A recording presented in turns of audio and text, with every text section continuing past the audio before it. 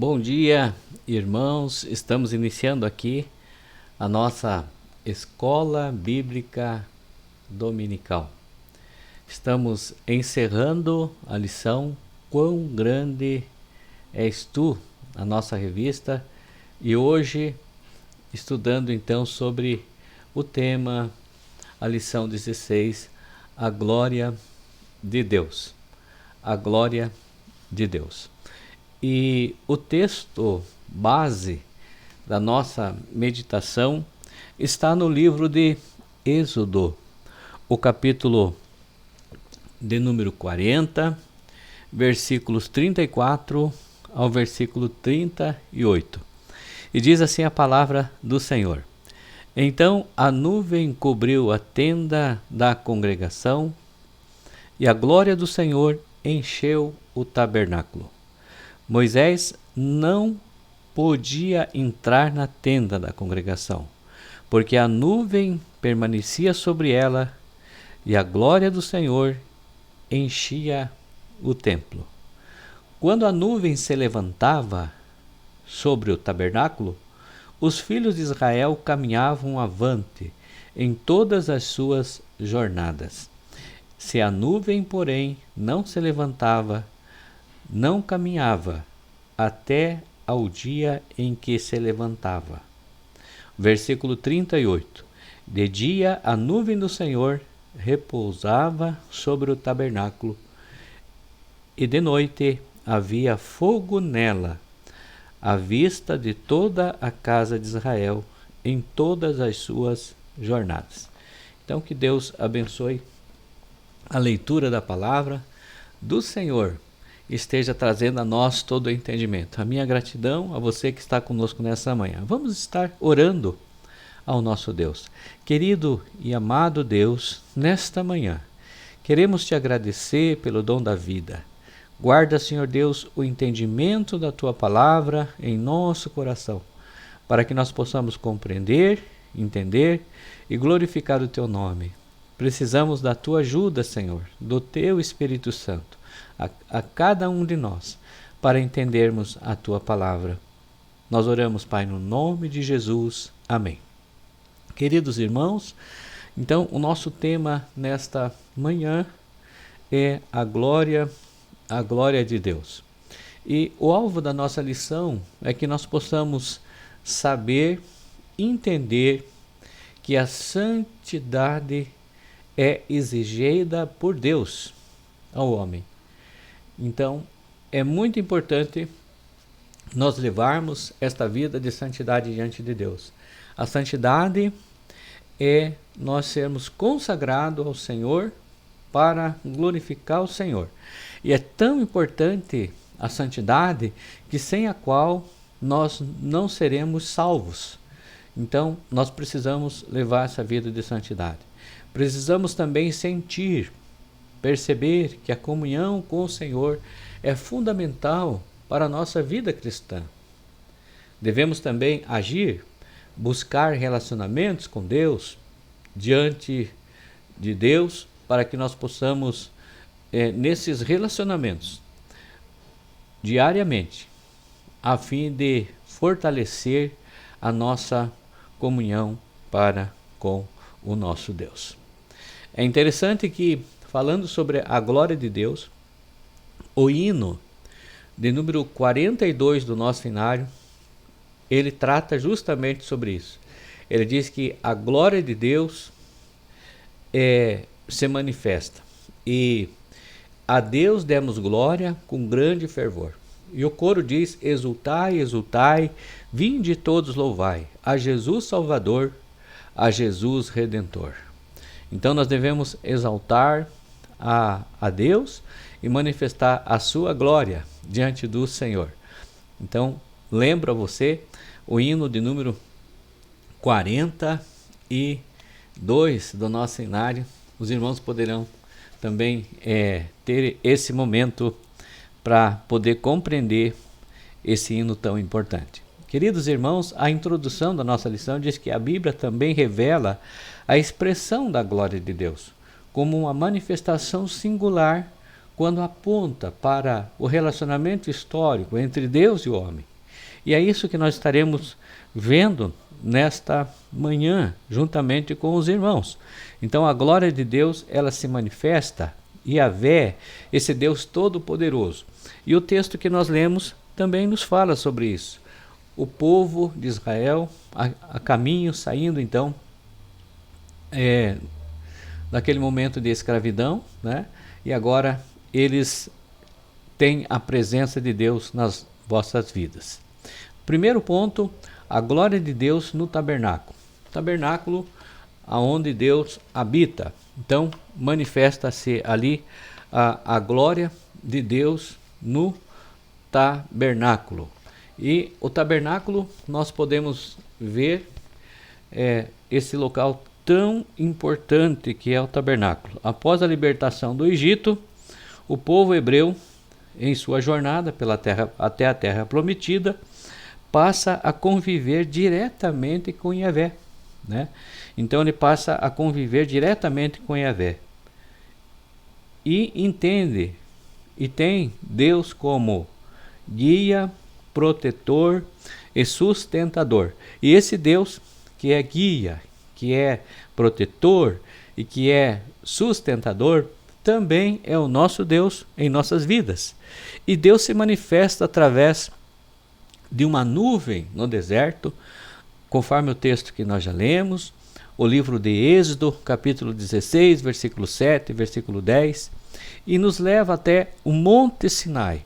O livro de Êxodo, capítulo 19, versículo 9, e mesmo o livro de Êxodo, capítulo 34, versículos 5 a 8, mostrando então esta manifestação de Deus, e em especial aqui o momento do tabernáculo. É interessante que nesse interim Deus ordena a Moisés a construção do tabernáculo, para que a nação completasse a sua presença não mais à distância, mas em seus próprios meios, né? E daí então traz essa proximidade, esse relacionamento de Deus para com o seu povo, o habitar de Deus no tabernáculo. E a partir daí, a sua glória se manifesta especialmente em meio de sacrifícios. E nós vemos isso no livro de Levíticos, o capítulo 9, versículo 6 e versículo 23. Então nós vemos ali essa manifestação também dos sacrifícios, pois é visto como o livro de Levíticos um manual de princípios de vida, de santidade ao povo de Israel e também para nós em nossos dias. Deus ordena a Moisés para que Moisés pudesse, diante de Deus, ele pudesse estar assim, dessa maneira, na construção do tabernáculo, que a nação completasse a sua presença, aquilo que nós já pudemos então mencionar para os queridos irmãos. Como que nós podemos também aplicar isso na nossa vida? Assim como a real santa presença de Deus exige a vida prática de santidade em Israel, para a mesma forma acontece com os crentes, os cristãos hoje. Se Deus é santo, através do Espírito, ele habita em nós. Como você pode avaliar o nível de santidade do seu comportamento, das suas palavras, dos seus pensamentos, dos seus relacionamentos diante de Deus? E nós temos aqui um texto muito importante, que é o texto de 1 Coríntios capítulo 6, versículo 19, quando o apóstolo Paulo escreve aos Coríntios dizendo: acaso não sabeis que o vosso corpo é o templo aonde habita Deus? Acaso você não sabe que o vosso corpo é o templo do Espírito Santo, onde habita Deus? Por isso precisamos levar esta vida diante do nosso comportamento, a vida de santidade, pensamentos e relacionamentos diante do Senhor. Queridos, ainda a palavra de Deus, ela traz para nós e mostra, em segundo lugar, a glória de Deus no templo. Após a organização de Israel como nação, tornou-se necessário uma vida de santidade diante de Deus, como um ponto de uma reunião para que o povo pudesse estar ali reunidos. Muito embora o rei Davi não tenha podido realizar este propósito, seu filho Salomão edificou uma casa no nome do Senhor, né?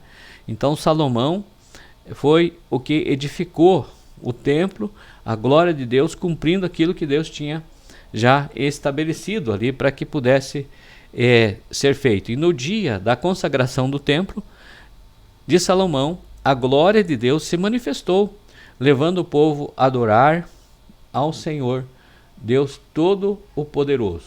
Então, ele pôde, nesse templo de Salomão, ali, sendo construído por Salomão, né, a glória de Deus sendo manifestada. Assim, o templo passou a ser a referência oficial, geográfico, né, da presença de Deus no meio do povo. E após a edificação do templo, durante um longo período, Israel pecou contra o Senhor, violando a aliança e caindo numa vida de idolatria. E isso lhe custou julgamento diante do exílio, e Ezequiel teve as suas visões de Deus deixando.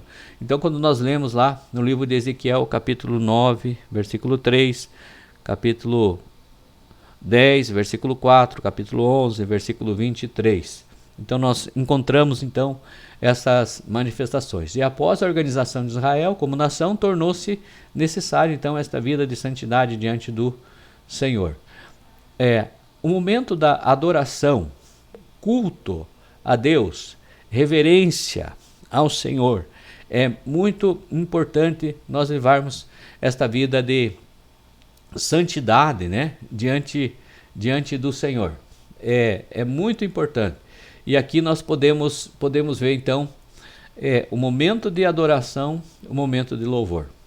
Adoração é o culto, a reverência, a adoração ao Senhor. E o louvor, elogios, glorificação e exaltação ao Senhor, nosso Deus Todo-Poderoso. Então é muito importante. Para nós aplicarmos esse ensinamento na nossa vida, você tem cultivado a presença de Deus? Você sabe que Deus está sempre com você, em todos os momentos. Você tem orado, tem lido a palavra, tem feito isso de maneira diariamente? É muito importante. Terceiro lugar, a glória de Deus em Jesus. A glória de Deus em Jesus Cristo também se manifesta. E aí não poderíamos deixar de que a gente pudesse trabalhar essa questão, a questão da cruz, né? Que é muito importante. A palavra grega para glória, a qual aparece no Novo Testamento, é doxa, né? E mostra a respeito da presença divina entre o homem e se manifestou completamente na encarnação do Verbo de Deus, né? E daí nós temos a palavra de Deus, onde ela mostra para nós aqui, dizendo em João capítulo 1, versículo de número 14, e o Verbo se fez carne e habitou entre nós, cheio de graça e de verdade, e vimos a sua glória, a glória como do unigênito do Pai. Após a manifestação, e Deus então habitando entre o povo, através de Jesus, carregando o peso do tabernáculo, Deus fez ali, diante daquela tenda, morou entre os homens, e a glória de Deus se manifestou diante daquele tabernáculo. E a glória de Deus também se manifesta hoje em nossas vidas. Diz que o Verbo se fez carne e habitou entre nós, cheio de graça e de verdade. Por que ele fez isso? Ele fez isso para poder nos alcançar, né? Então Jesus veio, morreu em nosso lugar para nos alcançar. E não poderíamos deixar de trabalhar essa questão da cruz, porque é muito importante. Após contemplar a transfiguração de Jesus ao lado de Moisés e Elias, os discípulos somente viram a Jesus. Jesus é suficiente, né, para ser visto, e não havia necessidade de ter outra visão a não ser a visão de Jesus, que é para nós hoje também. Como que nós podemos aplicar isso na nossa vida? Minha fé tem se apoiado unicamente em Jesus e na palavra, ou buscamos apoiar-se em algumas experiências místicas, esotéricas, religiosas, filosóficas, psicologias, na psiquiatria, né? Então eu tenho que apoiar a minha fé única, exclusivamente em Jesus. Quarto lugar, a respeito da glória de Deus, a glória de Deus na igreja. Então, a glória de Deus na igreja também, ela se manifesta também. E é dessa maneira. O evangelho resplandece na igreja e a glória de Deus, né? Então, o evangelho, ele se manifesta dessa forma. A graça de Jesus no novo pacto traz muitos filhos à sua glória, né? E o texto sagrado traz para nós esse ensinamento. 2 Coríntios, capítulo 3, versículo 7, versículos 7 ao 11. Versículo 18, João, capítulo 1, versículo 17. A graça de Cristo no novo pacto traz muitos filhos à sua glória. E é dessa forma, então, que Deus vai se manifestando. A vida em Cristo compartilha do Espírito da glória de Deus. Então, a manifestação da graça de Deus na nossa vida. A igreja visa levar ao mundo o conhecimento da glória de Deus, através do seu testemunho. Quem que é a igreja? A igreja são as pessoas, os verdadeiros adoradores do Senhor. Como que nós podemos aplicar isso na nossa vida? De que forma você tem usado sua vida, seus dons, suas habilidades, seus talentos, sua formação, seus recursos para promover a glória de Deus na igreja?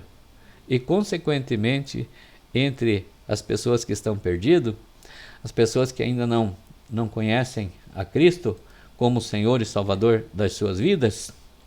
Queridos e amados irmãos, para nós concluirmos esse momento de meditação, a glória de Deus representa a presença de Deus entre o seu povo. Como cristãos, crentes, mediante a vida em Cristo, nós temos como propósito de vida a glória e a manifestação de Deus na nossa vida, no nosso viver. Eu quero deixar esta palavra para que todos nós possamos compreender e entender essa manifestação da graça de Deus. Assim como Deus se manifestou no passado, Deus também se manifesta em nossas vidas, no nosso dia a dia também. E que essa glória de Deus que se manifestou ao povo de Israel possa manifestar na sua vida, na sua casa, no seu viver.